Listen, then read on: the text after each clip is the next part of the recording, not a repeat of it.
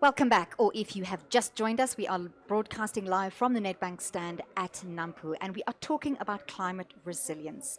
For those of you who would like to pose questions online, the Nedbank team will get back to you, so please share your input with us. So, when we talk about climate resilience in South Africa and Africa, across the world, we are facing resource constraints. Agriculture is both part of the problem, but more importantly, part of the solution. So when we talk about sustainability, we look at environmental sustainability, but also in terms of business sustainability. And we're going to be talking about climate resilience now. With me today are Daniel Rousseau, he's Head of Sales for Agriculture for Nedbank Commercial Banking, and Sachin Singh, Senior Sustainability Manager for Nedbank Commercial Banking.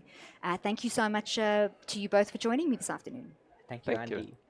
So, first off, with so much pressure on agriculture in the short term to implement solutions quickly and effectively, from both an international perspective and due to local domestic challenges, it's easy to lose sight of those longer term challenges of climate change. How does the sector balance these key issues and deal with climate risk going forward? Daniel. Yeah, only climate risk is just one risk. If you look at total business risk in a business, and yeah, it's easy to take your eye off the ball looking a bit longer term. Now, if you look at the World Economic Forum's Global Risk Report, now for a number of years, the longer term risks associated to agriculture is climate involved. So it's climate risk, it's all about biodiversity loss, as an example. But with that, I also want to say that because it's been coming on for quite a while, the whole emphasis on climate change in the agricultural sector, it's becoming business as usual these days. You know, it is part of your total business risk, and a lot of work being done both by the primary sector as well as the value chain to mitigate against climate risk, but also to turn it around in terms of profitability, make you more profitable, make you more successful. So it's by using those new technologies that we can touch on a bit later as well, to really mitigate against risk. But it's not just the primary sector, it is the total value chain that's currently involved, looking at growing the sector, taking into account climate risk as a business risk. Sachin, what is a bank's role in ensuring a sustainable agricultural sector and assisting clients with the transition to a more climate smart and sustainable future? So it's really important for the bank to be involved because banks have a vested interest in terms of agriculture, and when our clients are able to decarbonize, we are able to also help them with our own decarbonization goals as well in terms of going to a net zero economy and being able to create a more sustainable future for South Africa and the agriculture sector, especially the agriculture sector being one of the highest emission sectors in South Africa. We have a critical role to help them, firstly, from advising them and also providing the right products that are going to help them in terms of decarbonizing their business. So we definitely have a big role to play to help and be that sustainable partner and thought leaders in our business, such as ourselves, to also help our clients to decarbonize their business. Efficient use of resources is just one component of climate resilience, but let's focus on water for a moment. Sachin, can you expand more on the sustainability of the water situation in South Africa? Is water scarcity the new normal, and is it always going to be the case?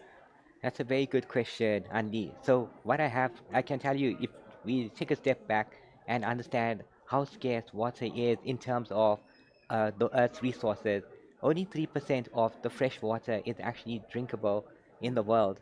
And out of that, 2.5% is left in glaciers and underground, which is not easily accessible. So that only leaves 0.5% that's drinking water from areas like dams and rivers, lakes, which we consume for agriculture purposes and drinking purposes. And bringing that back to South Africa, we are one of the top 30 driest countries in the world where we have 40% less rainfall compared to the global average. So, given that in mind, there's a significant risk that water scarcity is going to become the new normal for South Africa. And I have seen that we are doing lots of different types of initiatives with our clients in terms of helping them to prepare themselves for water efficiency and looking at water solution. And Netbank actually has certain clients where we have helped them in terms of more efficient irrigation solution, as well as more efficient use of their water, as well as having that regenerative capabilities in terms of rainwater harvesting. So, in a nutshell, it's definitely going to become more prevalent, but we have opportunity to use new technologies and be more efficient so we can be a net zero contributor to our society. Daniel, what are agribusinesses doing to mitigate water scarcity? Yeah, I think I want to come back to day zero situation in Cape Town and in the Western Cape we had quite a few years ago, where obviously the farmers end user of water, um, where they needed to basically conform their whole business in terms of becoming more water efficient. But for that you need the value chain and the agribusinesses involved with irrigation, so all your irrigation companies, looking at new technologies, looking at better use, so obviously using less and expecting more from the produce side. But critically look at your own efficiencies. And I think that was, if you look back at day zero, but then the role of our irrigation companies, what they played in terms of new technology, pumping mechanisms, even using less energy as well, as part of the cost structure. And moving to new technologies in terms of especially drip irrigation and micro irrigation.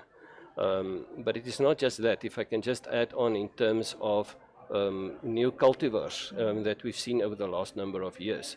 Because there's, if you look at our exports as an example, majority of our exports is because of irrigation, and it's high value horticultural products that we export.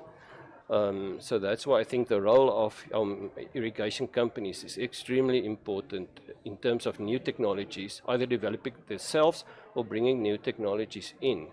From water scarce countries, I think the likes of Israel doing a lot in terms of irrigation, Egypt as well. And that technology is coming back to South Africa that farmers can use.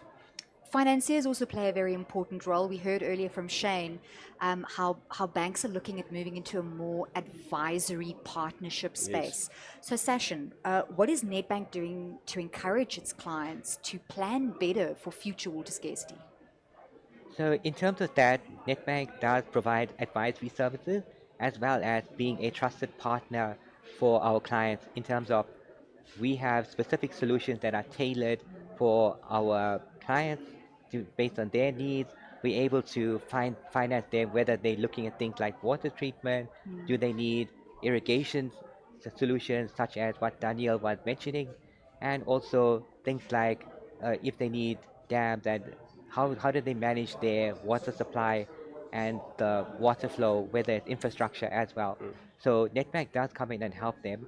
We also have specific solutions like a partnership with Agrico is something that we help our farmers with in terms of those solutions, as well as we have an in-house partner that's called Apple Water. We've just launched that recently. That's also something where we can advise our clients specifically on their technical needs, whether it's reusing the water, water efficiency solution, or in general helping with water scarcity. So we do have those solutions as well.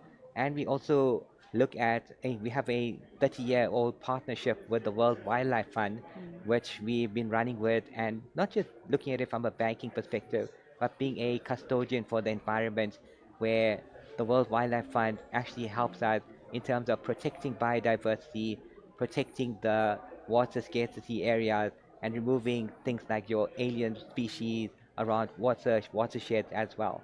So that's definitely something that Netbank plays a key role to help our clients and being that trusted partner for our farming clients specifically. As soon as you talk about sustainability, you also have to talk about the regulatory space. We are moving towards a dynamic and ever-changing definition of what we need to do in terms of reporting, in terms of metric, in terms of compliance. And there we look at regulations coming through from Europe, global regulations, CBAM, carbon border adjustment measures.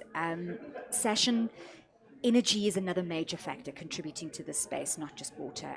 And South Africa is the largest greenhouse gas emitter in Africa, and I didn't know that, thanks to Eskom's heavy reliance, of course, on coal and fossil fuels.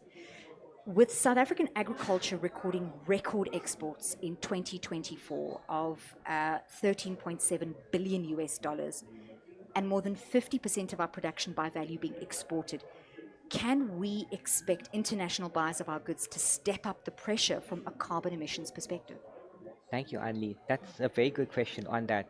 So what I have seen is that in terms of the compliance with carbon emissions, our clients, and specifically in South Africa, being one of the highest emissions factors in Africa, that does create a risk for us in terms of there's pressure from the EU where they're moving towards more decarbonization in terms of carbon emissions, and even the US has started to do that by putting in their own tariffs for South Africa. So those factors from an international perspective are definitely going to affect us and make the prices of our goods more uncompetitive. That does have an impact on farmers in terms of their cost and also the demand for their products. Yes, we might have very good quality products, but definitely the cost factor is going to be something to consider as well. So that's probably the biggest thing to be concerned about there in terms of how do we manage that transition and being able to manage those countries that are already quite advanced, like the EU, using CBAM as an example, where they're trying to decarbonize their economy and make the world a better place by focusing on carbon neutral supply chains.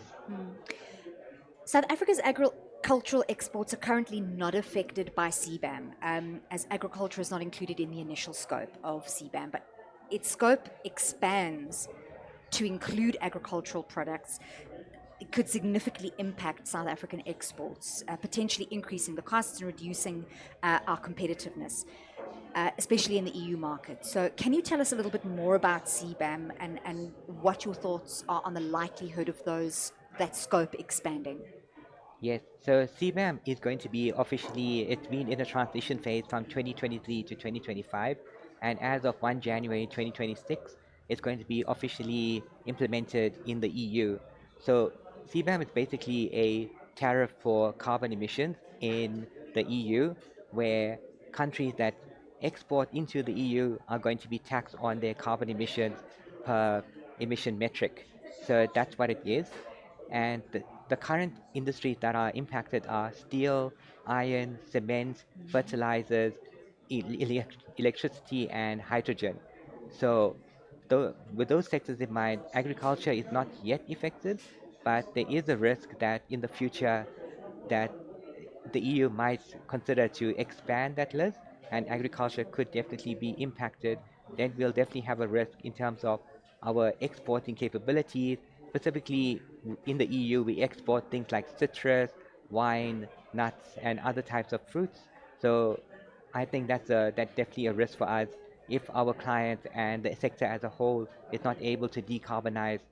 But at the same time, they do have solutions by looking at moving to solutions like renewable energy, like solar, wind, electric tractors, electric vehicles that work on the plant, on the farms. So that definitely things that they can do to control their supply chain. But also more than that, partnering with the upstream value players as well, who, in terms of manufacturing and logistics, to be able to decarbonize those areas as well.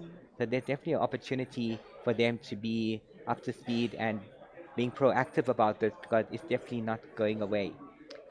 And of course, critical for agribusinesses and producers then to have the right financial partner to help them make those costly transitions. Thank you so much, Sashin. Thank you, Danielle. Thank you, Emily. Thank Thank you for you. watching. Do stay with us. After this, we're going to be talking about innovation and technology.